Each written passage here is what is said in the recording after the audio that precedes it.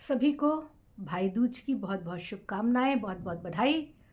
5 दिवस का हमारा त्यौहार आज पूर्ण हुआ है। उम्मीद करती हूँ सभी ने बहुत अच्छे से धनतेरस से लेके आज तक का त्यौहार मनाया होगा। चलिए फिर शुरुआत करती हूँ।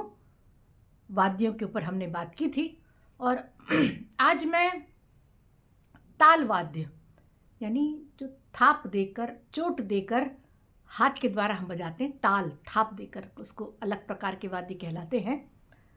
ताल एक ऐसी चीज़ है जिसके इस प्रकार के वाद्यों के बिना संगीत जो है वो आनंददायक नहीं होता।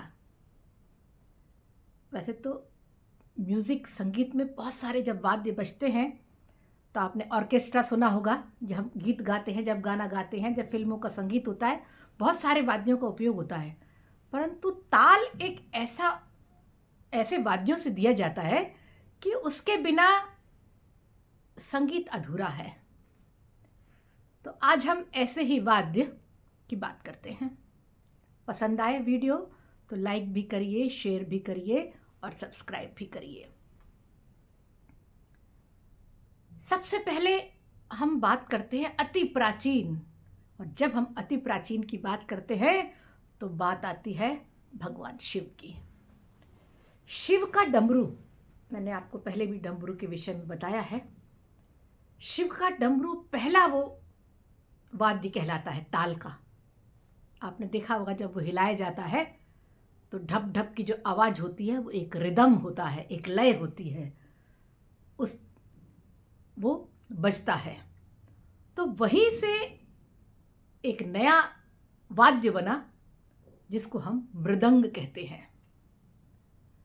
मृदंग नाम आप लोगों ने सुना होगा। आप घरों में आपने ढोलक देखी होगी, सबके घरों में।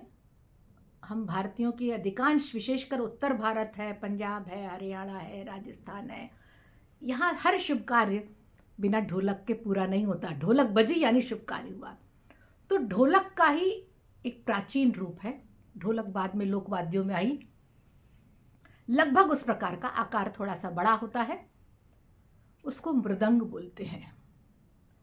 और जब मृदंग की हमने जब शुरुआत की तो डमरू से ही मृदंग की अवधारणा का जन्म हुआ और मृदंग का जन्म हुआ।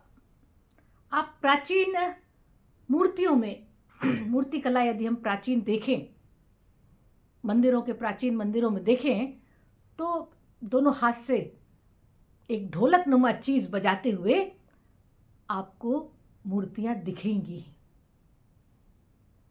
सबसे पहले ये जो मृदंग बजाया गया जब शिव ने तांडव किया, चाहे लास्य तांडव हो चाहे तांडव हो, जब शिव ने तांडव किया तब उनके नंदी ने सबसे पहले मृदंग को बजाया था। इसके साथ ही भगवान गणेश भी जो हैं वो मृदंग बजाते हैं। आप कहीं कहीं उनकी, जो हम अष्ट गणेश देखते हैं, 8 प्रकार के अलग अलग गणेशों के हम देखते हैं, उसमें एक गणेश जो है, भगवान गणेश, एक मृदंग बजाते हुए दिखाई देते हैं। तो हमारी धारणा वहाँ से है, भगवान शिव से शुरू होती है हमारा ये वाद्य, और आज भी मृदंग लगभग 19-20 उसी रूप में है। दक्षिण भारत में यह अधिकांशतः बजाया जाता है। कर्नाटक संगीत, शास्त्रीय संगीत जो है हमारा, इसको क्लासिकल म्यूजिक कहते हैं, 2 प्रकार से है, एक है उत्तर भारत का और दूसरा है कर्नाटक संगीत। तो कर्नाटक संगीत में ताल के स्थान पर जो ताल बजता है जो संगीत के साथ, वो मृदंग होता है, जिसको वहाँ की भाषा में, इसको या वहाँ के रूप में उसको मृदंगम कहते हैं। इतिहास पर यदि हम नज़र डालें, वैदिक काल पर यदि हम नज़र डालें तो ऋग्वेद में डमरू है, मृदंग है, वंशी है, इस प्रकार के 3-4 वाद्यों को बताया गया है कि ये वाद्य बजाए जाते हैं।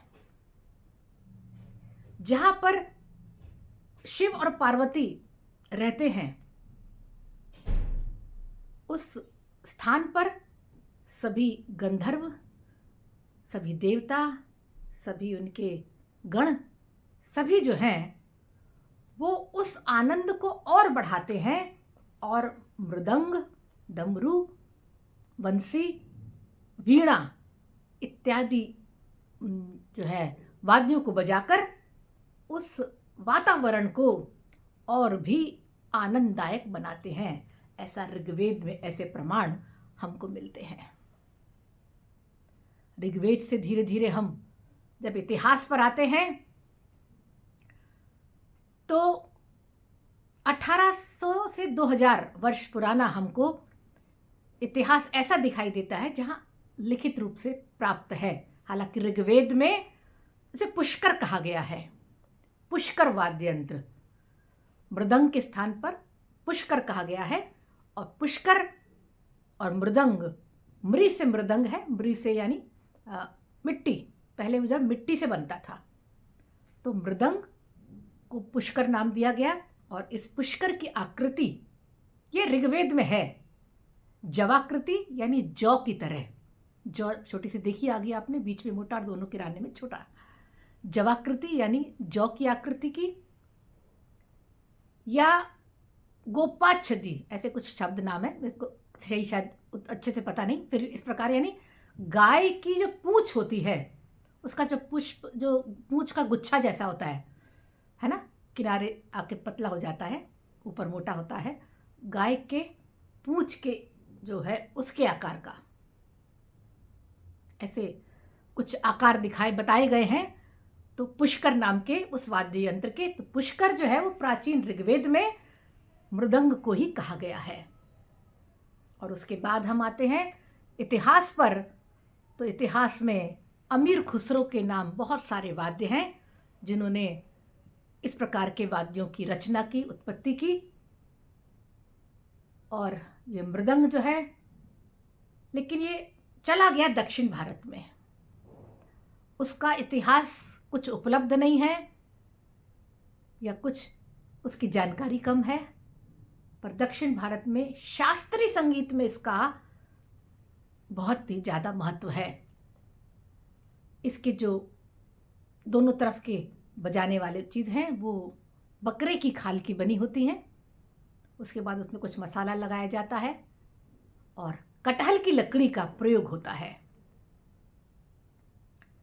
दक्षिण भारत के शास्त्रीय संगीत के आधार पर ही कर्नाटक संगीत, जो कर्नाटकी संगीत कहलाता है, उसमें मृदंगम का बहुत बड़ा स्थान है। मृदंगम ये बहुत, जिसमें उल्लास होता है, थाप होती है, तेज थाप के द्वारा हम उसको एक, जैसे कहते हैं ना, जागृत करने के लिए उसका इतना तेज उस आवाज़ में बजाते हैं कि उससे लोगों में उल्लास आ जाता है। ऐसा भी कहा जाता है कि जब ऐरावत हाथी इंद्र भगवान को मिला तो उन्होंने स्वर्ग का चक्कर लगाना शुरू किया। तो वो आ रहे हैं,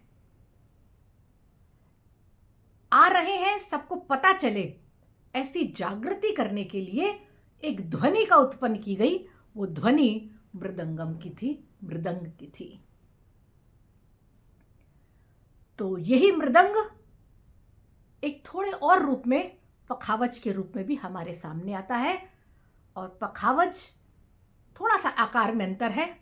शेष मृदंग और पखावज दोनों ही एक प्रकार के ताल वाद्य हैं जिनके द्वारा हम संगीत को रुचिकर बनाते हैं।